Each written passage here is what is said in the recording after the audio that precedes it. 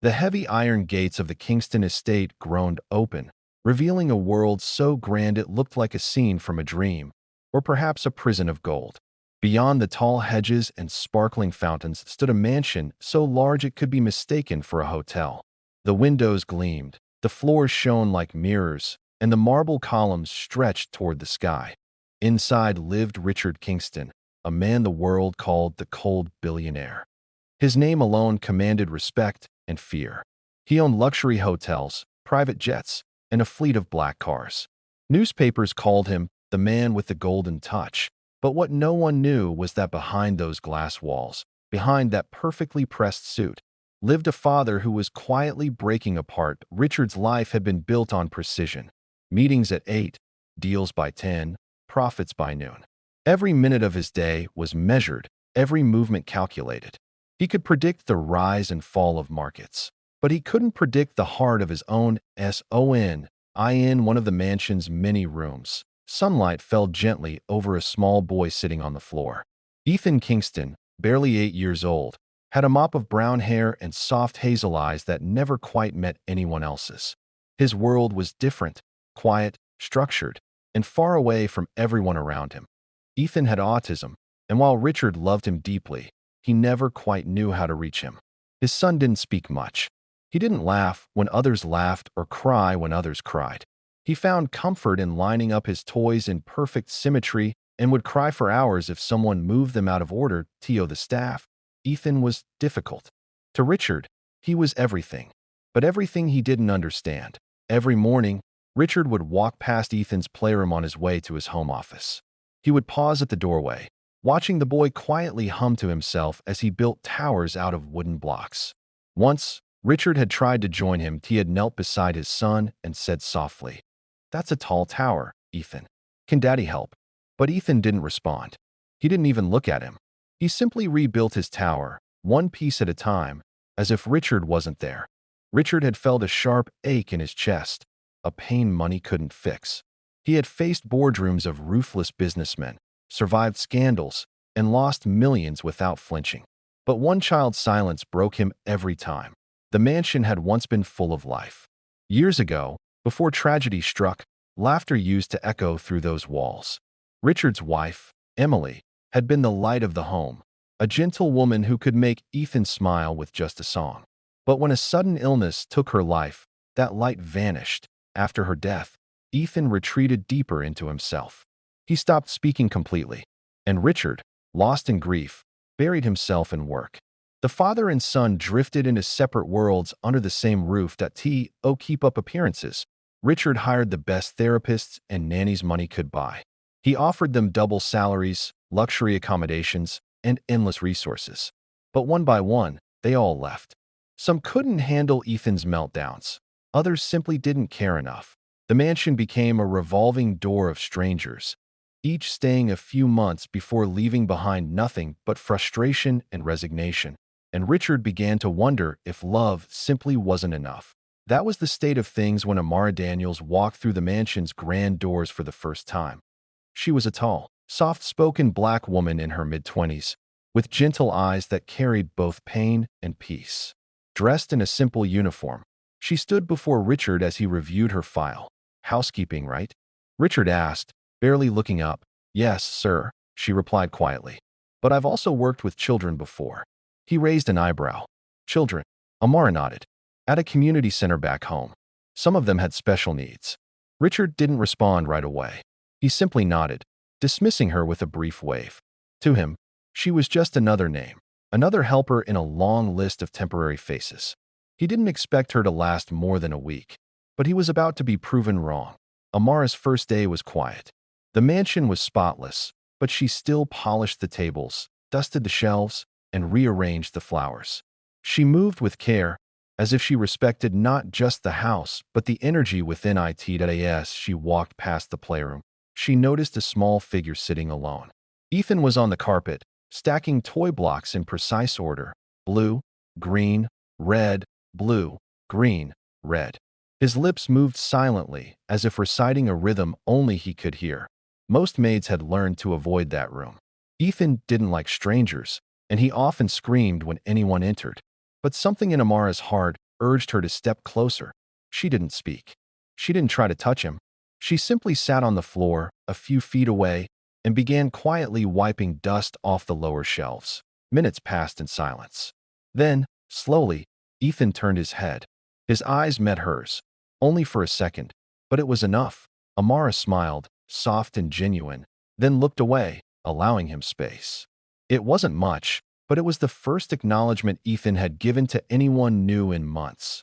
Later that evening, as Richard was reviewing reports in his study, the head housekeeper entered. "Sir," the new maid, Amara. She went near Master Ethan's room. I was going to stop her, but he didn't scream. He just watched her. Richard looked up, surprised. "He didn't cry?" "No, sir." He seemed calm. Richard frowned slightly, but said nothing. He didn't believe it meant anything. People got lucky sometimes. Ethan might have been tired. That's all. Still, that night, as he passed his son's room, he found himself pausing again. Through the cracked door, he could hear a faint hum. A woman's voice. Soft, warm, like a lullaby. And for the first time in a long while, Ethan was sleeping peacefully. In the days that followed, Amara continued her work quietly. She never forced interaction. She simply existed in Ethan's space, dusting shelves, folding blankets, and sometimes sitting quietly nearby as he played. She seemed to understand that his world wasn't broken. It was just different. One afternoon, she began humming again, an old gospel tune from her childhood. Ethan's head lifted slightly. He didn't look at her, but his fingers stopped moving as he listened. Then, slowly, he started humming along. Amara froze, tears filling her eyes. She didn't say a word, afraid to break the magic of the moment. Richard, who happened to walk past at that very moment, stood in silent awe. He pressed his hand to the doorframe, unable to believe what he was seeing. His son, his silent, unreachable boy, was responding to it. Wasn't a miracle of medicine or therapy. It was something simpler. Something pure. It was love, disguised as patience. That night, Richard sat by his bedroom window, staring out at the glowing city lights below. He thought about Amara's voice, about Ethan's quiet hum, about how something so small could shake the walls of his empty heart. For the first time in years, he felt something other than loneliness or guilt. That it was hope. And though he didn't know it yet, this humble maid, this woman with the soft songs and patient soul, was about to change everything. The mansion had always been quiet, but now there was a new kind of silence. Not empty, but gentle. Ever since Amara arrived, something in the air had shifted. The cold halls that once echoed only with the ticking of clocks now carried the faint hum of her songs. They weren't loud or dramatic, just soft melodies she sang while dusting, cooking, or folding laundry. Ethan noticed that on her third morning, Amara found Ethan in his usual spot, sitting cross-legged on the living room carpet, carefully arranging toy blocks in perfect color order. The morning light poured through the tall glass windows, painting the marble floor gold. He didn't look up as she entered. He rarely did. But Amara didn't expect him to. She didn't treat him like a task to complete. She treated him like a story waiting to be understood. Quietly, she knelt a few feet away and began folding freshly washed towels. For a long time, there was no sound except the soft thump of blocks and the rustle of fabric. Then Amara began humming, that same slow, soul-soothing tune she'd sung since childhood. Her mother used to sing it when life felt heavy, when the world seemed unfair, when all they had was faith.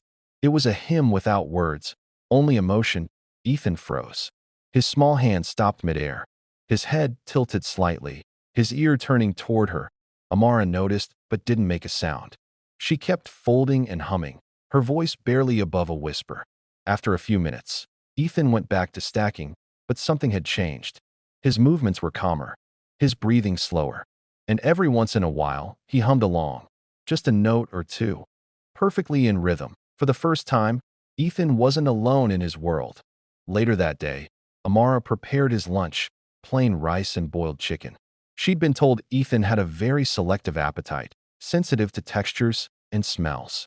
Most maids found it frustrating. She found it fascinating. When she entered the dining room, Ethan was already there, sitting quietly, tapping the table in a steady pattern. She placed the plate in front of him and stepped back. Not saying a word, he glanced at the food, then at her. His eyes met hers for barely a second, but she smiled softly. "It's okay," she said gently, her voice calm and reassuring. "No rush, Ethan. Eat when you're ready." He didn't answer, of course, but he didn't push the plate away either. He simply picked up the spoon and started to eat, slowly but surely. From the hallway, Richard Kingston watched in disbelief. He had spent thousands hiring the best therapists and caregivers, but none of them had managed to get Ethan to eat without coaxing, crying, or distraction. Yet this woman, this new maid, had done it effortlessly, without force, without words. He stepped back silently, unwilling to interrupt. For the first time in years, his son wasn't fighting the world around him. He was just being. Over the next few days, Amara made it her quiet mission to understand Ethan's world. She noticed that he liked order. If she cleaned his playroom, she never moved his toys, only dusted around them. She discovered that he was sensitive to loud sounds, so she walked softly and avoided slamming doors. She realized that he loved soft textures, so she began keeping a small blue blanket nearby, one that he often reached for when anxious. Every discovery felt like unlocking a small secret. Ethan began responding in subtle ways. If she entered the room, he didn't cry anymore.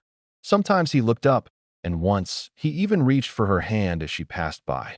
That one touch, so small, so fleeting, made Amara's eyes well up. She knew how much that meant. One afternoon, as the sun dipped low and painted the sky orange, Amara found Ethan sitting by the big window, staring outside. Rain was falling, a light drizzle that turned the garden flowers into glistening jewels. Amara quietly sat beside him. "It's raining," she whispered. "Do you like the rain?" Ethan didn't respond with words, but his gaze softened. His fingers reached out, touching the cool glass. Amara smiled and placed her hand on the same pane beside his. "See how it dances?" she said softly. "The raindrops, they're like tiny drummers. Listen to them play." Ethan tilted his head. The soft rhythm of raindrops against the window filled the silence between them. Then, without looking at her, he whispered something that made her heart race. "More rain." Amara froze. It was faint, barely a murmur, but it was speech. It was connection. She turned to him, tears glistening in her eyes. "Yes, Ethan," she whispered. More rain. Behind them, in the hallway, Richard stood frozen. He had come home early and had seen the entire moment unfold. His son speaking for the first time in months. He wanted to rush in, to thank her, to hold Ethan. But he didn't. He simply stood there, overwhelmed by the sight. A maid and a child, two souls healing each other in ways he couldn't explain. That night, Richard called the head housekeeper into his study. "Tell me about this new maid," he asked. "Amara Daniels, sir," the woman replied. "Hired just last week. She's quiet, hardworking, very respectful." "Has she said anything about her background?" "Only that she worked with children back home." "Why, sir?" Richard leaned back in his chair, his mind replaying the image of his son's hand pressed against the window beside hers. "Because my son spoke today. He hasn't spoken in months." The housekeeper gasped. "That's wonderful, sir." "Yes," Richard murmured, eyes distant. "It is. I just don't understand how she did it." The next morning, Richard decided to observe more closely. He canceled a meeting and stayed home, watching from afar as Amara interacted with Ethan. What he saw left him speechless. Amara never forced interaction. She never scolded or corrected him. She met him where he was. If he sat on the floor, she sat beside him. If he hummed, she hummed along. If he lined up toys, she quietly joined, never disrupting his order. That IT was simple, pure, patient. Ethan began smiling, small, fleeting smiles, but real ones. He began pointing to things, pulling Amara's hand toward objects he liked. He even laughed once, a light, musical sound that Richard hadn't heard in years. That laughter shattered something inside Richard. It pierced through the walls of grief and guilt that had built up since his wife's death, that he realized that love wasn't always grand gestures or perfect parenting. Sometimes, love was silence, shared at eye level on a rainy day. That evening, when Amara was about to leave, Richard stopped her in the hallway. "Miss Daniels," he said, his voice quieter than usual. She turned, slightly startled. "Yes, sir." He hesitated, unsure how to express what he felt. "I saw what you did with Ethan. I just wanted to say thank you." Amara smiled modestly. He's a special boy, sir. He just needs someone to listen differently. Listen differently? Richard repeated. Yes, she said gently. Most people hear him, but don't really listen. His words aren't always with his mouth, sir. They're in his eyes, his hands, the way he moves. You just have to listen with your heart. Richard stood there, speechless. No one had ever spoken to him that way. Not in his company, not in his entire life. As she walked away, her words lingered. Listen with your heart. That he looked back toward the playroom, where Ethan sat quietly, clutching the small blue blanket Amara had given him. For the first time, Richard didn't see an unreachable child. He saw a bridge, and the woman who had started to build it. That night, as rain fell softly outside, Richard peeked into Ethan's room before bed. Amara was sitting beside the boy, reading him a story in her low, soothing voice. Ethan wasn't asleep yet, but his eyes were heavy, his body calm. When she finished the story, she gently brushed his hair aside and whispered, "Good night, little man." Ethan whispered back, "Night." And Richard, standing quietly by the door, felt his heart begin to stir. The days in the Kingston mansion began to change, quietly, almost imperceptibly at first. The same marble floors that once echoed with lonely footsteps now carried the gentle rhythm of laughter, the hum of soft songs, and the tender voice of a child rediscovering the world. Ethan, the boy who once hid from noise and people, had started to reach out. Every morning, Amara arrived early, her calm presence like the sunrise, never loud, but always steady. She'd greet the staff politely, prepare Ethan's breakfast with care, and then walk to his playroom where the little boy sat surrounded by his colorful towers and wooden animals. But now, instead of hiding when she entered, Ethan looked up. Sometimes he even smiled. "Good morning, Ethan," she'd say softly, crouching to his level. "Morning," he would whisper, his voice barely audible, but enough to make her heart flutter every single time to anyone else. Those small words might have seemed trivial. But to Amara, and especially to Richard, who often stood unseen by the doorway, they were miracles. One sunny afternoon, Amara introduced something new to Ethan: painting. She laid out a white sheet, set a few bottles of non-toxic paint beside him, and showed him how to dip his fingers in color. Ethan hesitated at first, eyeing the mess with suspicion. Order and patterns made sense to him. Chaos did not. So, Amara showed him. She pressed her own fingers into the blue paint and gently spread it across the sheet. "See," she said softly. "It's okay. It's just color. You can make the sky." Ethan watched closely. After a long pause, he dipped a finger into yellow and began to draw a circle. His strokes were shaky, uneven, but deliberate. "The sun," Amara whispered with a smile. "You made the sun."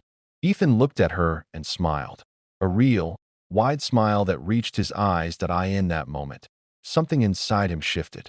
The colors, the textures, the freedom, they didn't frighten him anymore. They comforted him. And every time Amara clapped or praised him softly, he glowed with pride. From the hallway, Richard stood frozen. His phone was in his hand, but he had forgotten the business call he was supposed to make. His eyes were fixed on his son, laughing as blue and yellow turned to green under his fingertips. Richard felt an ache rise in his chest. It was joy, mixed with guilt, gratitude, and something he hadn't felt in a very long time. Love that hurt in the best way. That evening, after dinner, Ethan had one of his meltdowns. It started small, a flicker of discomfort, a wrinkle on his brow. Then, within moments, it grew into loud, uncontrollable crying. The lights were too bright, the TV too loud. His senses were overwhelmed. The other maids panicked, unsure what to do. One tried to approach him, but Ethan screamed louder, covering his ears and shaking. Richard rushed from his study, his heart pounding. "Ethan, son, it's okay," he shouted, but his voice only made it worse. Ethan shrieked, backing away, tears streaming down his little face. And then Amara appeared, calm, steady, like an anchor in a storm. "Mr. Kingston," she said softly but firmly, "please let me." Richard stepped back immediately, his chest tight, his eyes desperate. Amara knelt in front of Ethan, lowering herself until she was eye level with him. She didn't try to touch him right away. She simply began to breathe. Deep, slow breaths, loud enough for him to hear. "In and out, Ethan," she whispered. In and out. You're safe, sweetheart. You're safe. It took minutes, long, aching minutes, but slowly, Ethan began to mimic her breathing. His sobs grew quieter. His trembling stopped. Finally, Amara reached forward and wrapped him in her arms. He didn't resist. He buried his face in her shoulder, his tiny fingers gripping her shirt tightly. Richard stood frozen, tears blurring his vision. He had seen his son's meltdowns hundreds of times, violent, painful, heartbreaking, but never had he seen him calm down like this, and never had he seen anyone hold his son with such fearless tenderness. When Ethan finally drifted to sleep in Amara's arms, she gently carried him to his bed. She tucked him in, brushed a strand of hair from his forehead, and whispered, "You're okay now, baby." As she turned to leave, Richard was standing by the doorway, his face pale and wet with tears he hadn't realized were falling. You handled that like magic," he whispered, his voice cracking. Amara smiled softly. "Not magic, sir. Just love and patience." He swallowed hard. "I don't know how you do it." She looked at him kindly. "I just listen to what he needs, not what I want him to be." Those words sank deep into his heart like a seed. In the following days, the bond between Ethan and Amara grew even stronger. They developed small routines, watching the rain, feeding the birds, tracing letters in the sandpit outside. Ethan began speaking more, short words, mostly nouns and colors. Blue sky, mama song, good morning. Every word was a triumph, a tiny miracle that Amara celebrated with gentle joy. Richard started joining them whenever he could. At first, he stood at a distance, not wanting to disrupt their rhythm.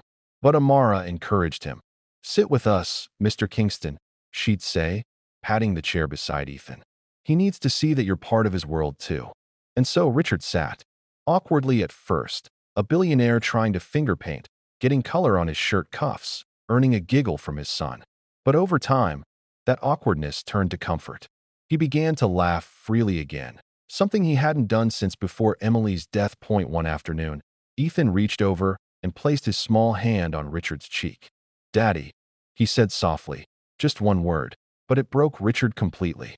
He pulled Ethan into a hug, crying without shame, whispering, "I'm here, son. I'm right here." From the corner, Amara watched quietly, her heart swelling with both happiness and something deeper, a feeling she couldn't yet name. The mansion was no longer silent. It was alive. The other staff noticed it too. The maids whispered to each other in the kitchen about the change they saw, not just in Ethan, but in Richard himself. "He smiles more now," one said. "He actually eats with his son," another added. Even the head housekeeper, who had worked there for 20 years, admitted, "I haven't seen the master this happy since his wife was alive." But not everyone was kind. Some of the staff started gossiping, their voices sharp and jealous. "They're getting too close," one maid muttered. "It's not normal." A maid and the boss. "Please. She acts like she's the boy's mother," another sneered. "She'll get herself fired if she's not careful." Amara ignored them. She wasn't there for money or praise. She was there because she cared, because somehow, in that lonely little boy, she saw a reflection of her own childhood, of the time she'd longed for someone to simply understand. One evening, as the sun set over the estate, painting the sky in hues of gold and crimson, Amara stood by the window watching Ethan play with his toy cars. Richard walked in quietly, holding 2 cups of tea. "You've done something incredible," he said, handing her one. Amara looked down modestly. "It's not me, sir. It's him. He just needed someone to believe in him." Richard shook his head. "No, I think we both did." Their eyes met for a moment, just a heartbeat of silence. But in that silence, something warm passed between them. Respect, gratitude, and the faint stirrings of something neither of them wanted to name. Then Ethan giggled, breaking the moment. He held up a toy car and said, "Blue car, go fast." They both laughed. The walls of the Kingston mansion, the walls of grief, loneliness, and fear, had finally begun to fall. And in their place, something beautiful was being built, a home. The following morning, the grand mansion seemed unusually quiet. The rhythmic ticking of the antique clock in the hallway echoed louder than usual, as though time itself had slowed to watch what was happening between Alexander and Grace. Alexander sat in his study, surrounded by shelves of rare books, and the soft light filtering through the large bay window. He had barely slept. His mind was haunted by what he had witnessed the night before. Grace holding Ethan, calming him down, whispering to him with such gentleness that even the most skilled therapists he had hired had failed to achieve. For years, Alexander had lived in control. Every decision was measured, every emotion buried beneath layers of wealth and power. But now, he found himself feeling something he hadn't felt in a long time. Vulnerability. He rubbed his temples and sighed. "Why does this woman make me feel different?" he muttered under his breath. A soft knock interrupted his thoughts. "Come in," he said, straightening his posture. Grace stepped into the study, wearing her simple uniform, holding a tray with tea and toast. "Good morning, sir," she said softly, her tone careful as always. "I thought you might want breakfast." Alexander looked up, his gaze lingering on her. There was something about her presence that unsettled him, not in a bad way, but in a way that made him question his own barriers. "Thank you, Grace," he replied, his voice lower than usual. "You didn't have to." Grace smiled politely. "It's part of my job, sir." But Alexander noticed her hands tremble slightly as she set down the tray. He realized she still felt nervous around him. And why wouldn't she? He had been cold and dismissive for months, treating her as though she were invisible. "Grace," he said after a moment, his tone softening. "About yesterday, what you did for Ethan. Thank you." Grace froze. Her eyes widened slightly. It was the first time he had ever thanked her. "I just did what anyone would, sir." He needed someone. "Not anyone," Alexander said quietly. You. You were the only one who reached him." Grace blinked, unsure how to respond. Compliments from him were rare, almost mythical. "Ethan doesn't usually let people near him," Alexander continued. "Even the professionals I hired." He shuts down. "But you." He exhaled, shaking his head. "You got through to him." Grace looked down, her voice trembling slightly. "Sometimes all a child needs is to be heard, sir. He's not broken. He just speaks differently." Her words pierced him deeper than she could have imagined. Not broken. For years, Alexander had viewed his son's condition as a challenge to be fixed, a flaw to overcome. But hearing those words made him realize how wrong he had been. That he studied her face, the calm sincerity in her eyes. "You really believe that?" Grace nodded. "I've seen it before. My younger brother was autistic. People called him strange, but he just needed patience. Love can do what therapy sometimes can't." Alexander's throat tightened. "You had a brother?" "Yes," she said softly, a shadow passing over her expression. "He passed away a few years ago, but he taught me everything I know about kindness." The room fell silent. For the first time, Alexander didn't know what to say. He wasn't used to feeling small in front of anyone, but her humility, her quiet strength, it disarmed him. "Grace," he finally said, his tone gentler, "you have a gift." Grace shook her head slightly. "No, sir. I just try to do what's right." Alexander leaned back, watching her leave the room after clearing the tray. But his eyes lingered on the door long after she was gone.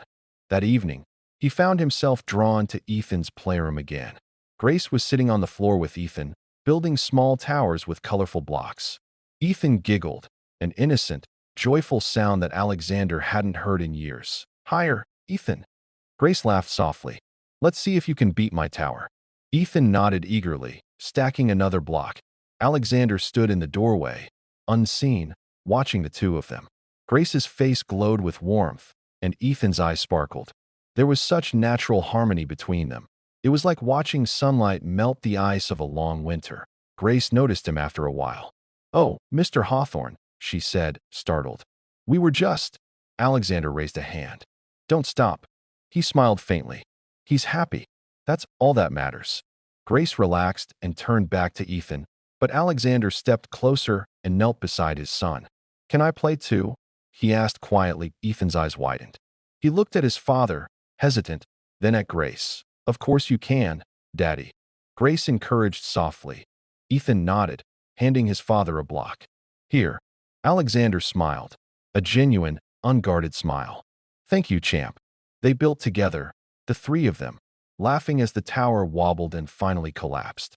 For a few magical moments, the weight of wealth, status, and formality disappeared.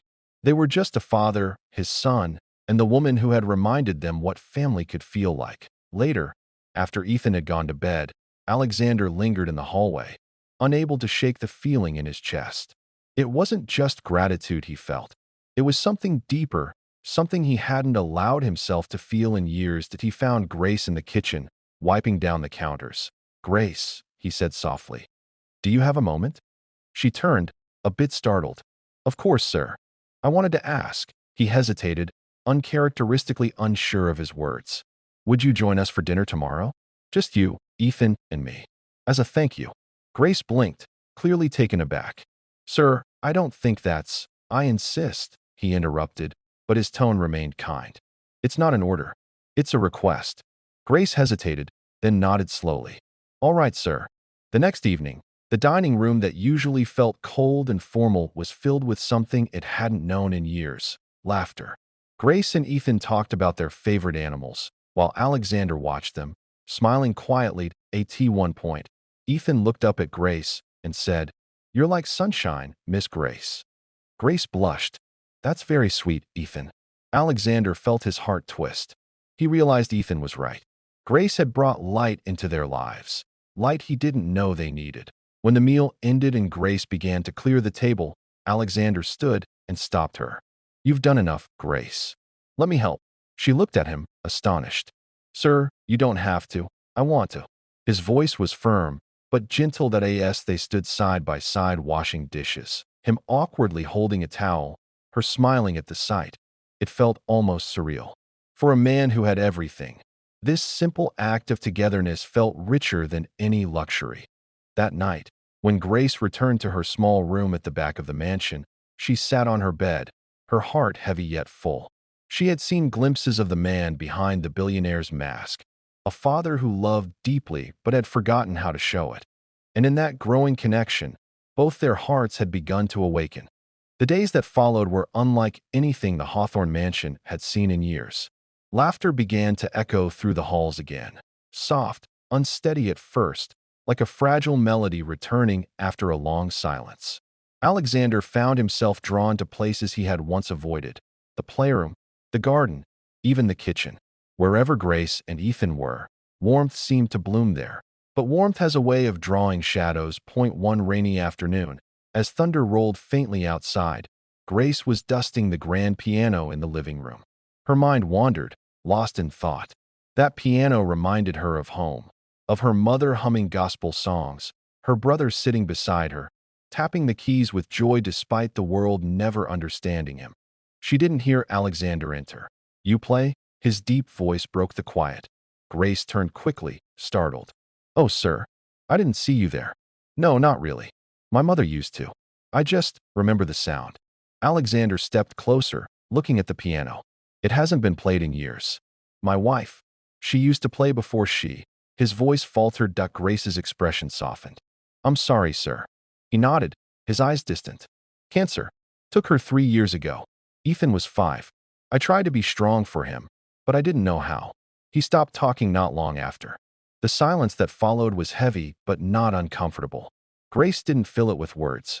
She just stood beside him, her quiet presence saying everything words couldn't. Finally, Alexander sighed. "Sometimes I wonder if I failed them both, my wife and my son." Grace turned to face him. "You didn't fail, sir. You grieved. That's human. You built walls because you thought that was the only way to protect yourself. But Ethan doesn't need walls. He needs you."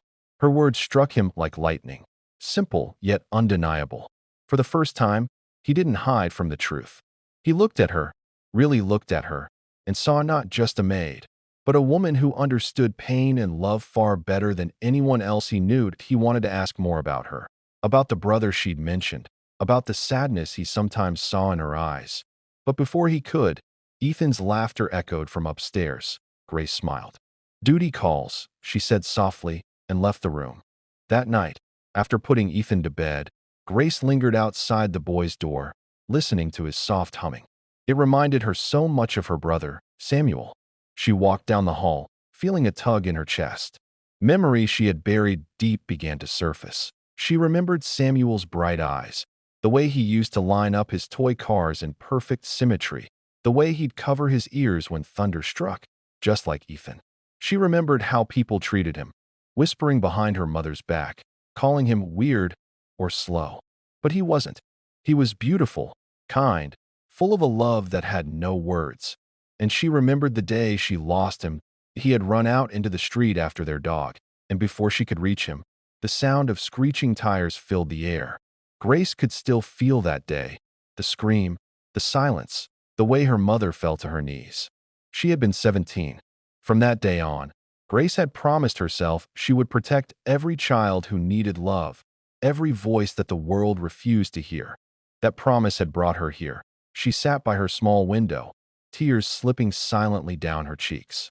She thought she was alone, but Alexander had passed by the open door and stopped. He didn't speak at first. He just watched, the dim light falling across her face. When she finally noticed him, she quickly wiped her tears. "I'm sorry, sir. I didn't mean to." "Don't apologize," he said gently, stepping into the room. "Grace, what happened to your brother?" She hesitated. Her voice was barely above a whisper. "He was autistic, like Ethan. People didn't understand him. They treated him like he was broken. But he was the kindest soul I ever knew. He died when I was 17. Alexander sat across from her, his expression pained. "That must have been unbearable." Grace nodded, her voice trembling. "It was. For a long time, I blamed myself. I thought if I'd been watching closer, if I'd held his hand tighter." Alexander shook his head. "You can't live like that, Grace. You gave him love. That's all anyone can do." She met his eyes, those gray, guarded eyes that had once looked so cold. "Maybe. But losing him taught me something. That love isn't just a word. It's what we do when no one's watching.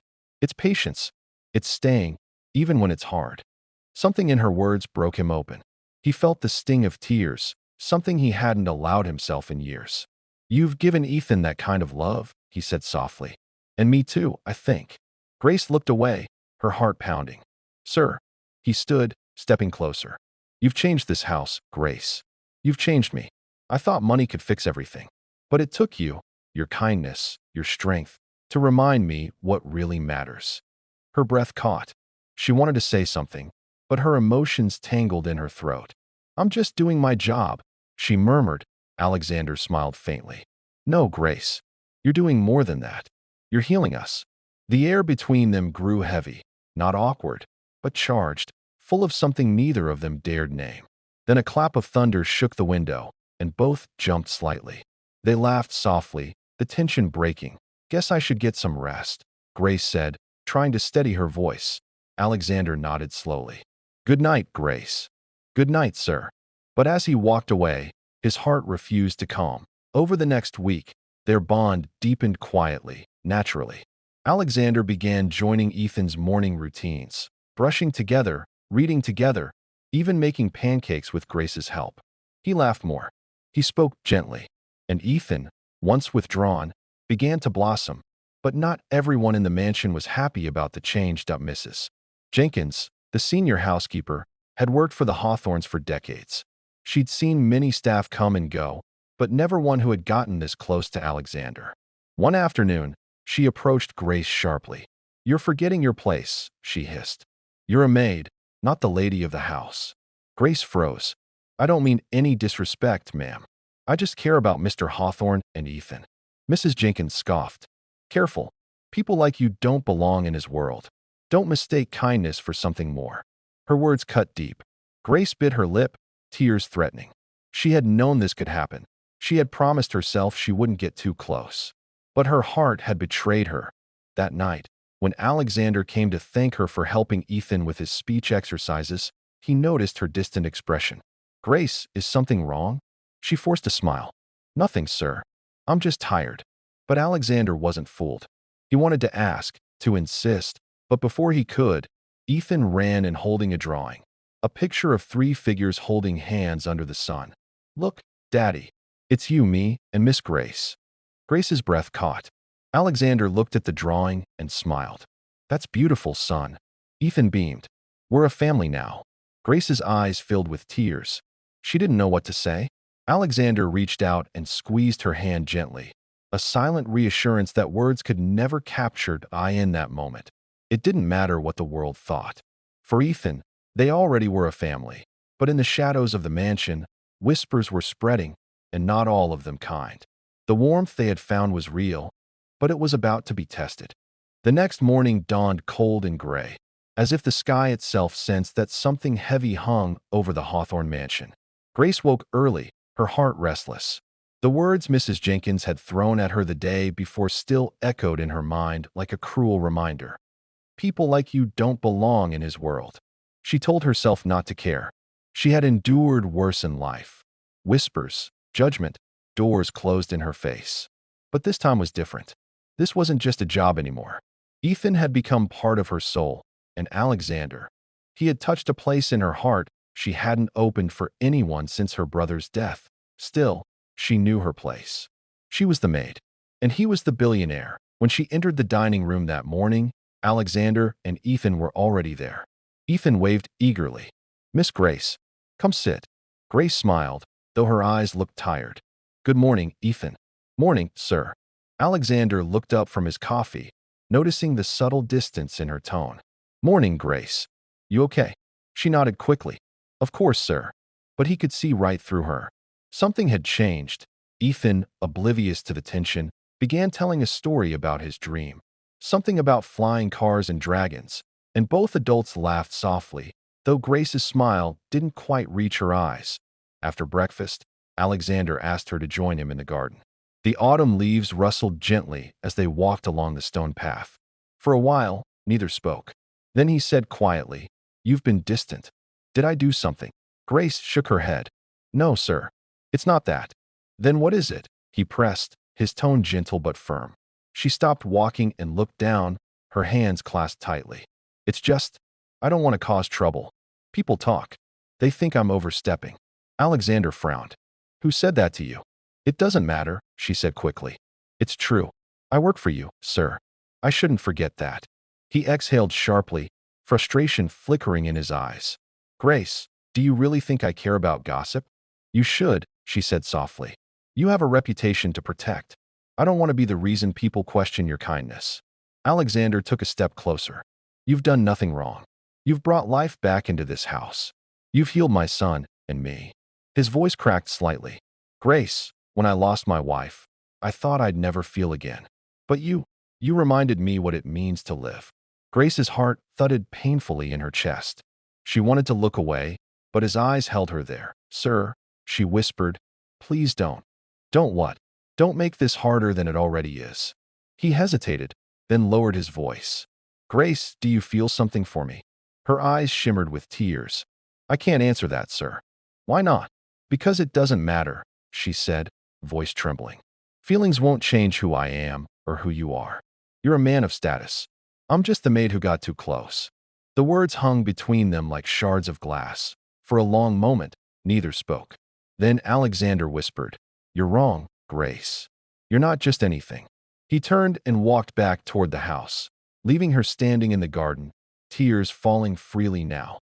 That evening, the storm returned, wild, roaring, and relentless. Lightning flashed through the tall windows as the wind howled outside.